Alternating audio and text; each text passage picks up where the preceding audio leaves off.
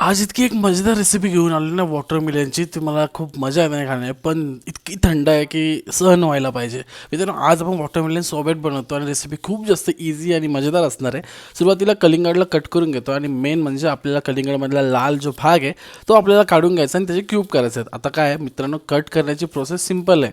कोणाला असं काही दाखवण्यासारखे आणि शिकवण्यासारखे काही नाही आहे. आपल्याला कशाही प्रकारे कट करायचं आहे. जेवढं गड आपल्याला लाल कलरचा काढता येईल तेवढा काढून घ्यायचा आहे. इथे मी त्यांना क्यूबमध्ये कट करून घेतो आहे. आता विषय असा आहे की हे क्यूब आपल्याला फ्रीजरमध्ये ठेवायचे आहेत आणि इतके फ्रीज झाले पाहिजेत की ते दगडासारखे झाले पाहिजेत.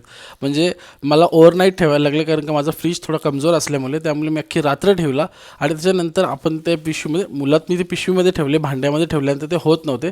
मी पिशवीमध्ये ठेवल्यानंतर ते अशा प्रकारे एकदम कडक झाले.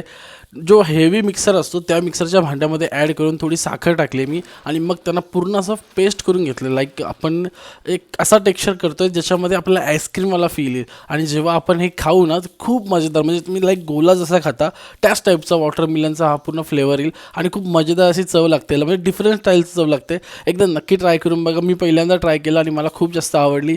एवढंच की खूप जास्त थंड आहे, त्यामुळे असे दात असे एकदम थंड पडतात, पण खायला मजा येते. काहीतरी वेगळा फ्लेवर येतो. लाईक असं वाटतं की गोला आपण खातो, चम्मच गोला टाईप खातो. एकदम बर्फाचे छोटे छोटे किस असतो आणि तो पूर्ण वॉटरमेलन फ्लेवरमध्ये. तर नक्की एकदा ट्राय करा मित्रांनो ही वाली रेसिपी.